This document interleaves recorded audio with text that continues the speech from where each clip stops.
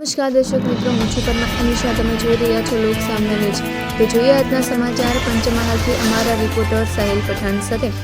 પંચમહાલ જિલ્લામાં તાજેતરમાં પડેલા ભારે વરસાદ અને પવનના કારણે જિલ્લાના વિવિધ તાલુકાઓમાં જાહેર માર્ગો પર વૃક્ષો ધરાશાયી થયાની ઘટનાઓ સામે આવી રહી છે.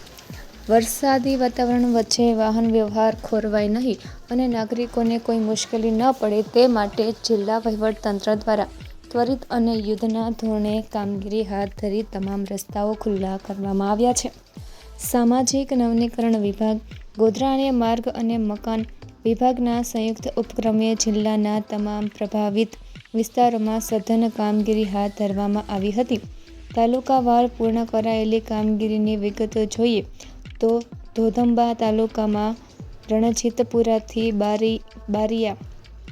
બારિયા રોડ તેમજ રણજીતનગરથી પરોલી માર્ગ પર પડેલા વૃક્ષો દૂર કરાયા.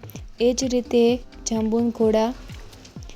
રીતે જાંબુઘોડા તાલુકામાં પાવાગઢથી બોડેલી હાઈવે પર ભીલ ડુંગરા નજીક ધરાશાયી થયેલા વૃક્ષો હટાવી રસ્તા પૂર્વવત કરાયો.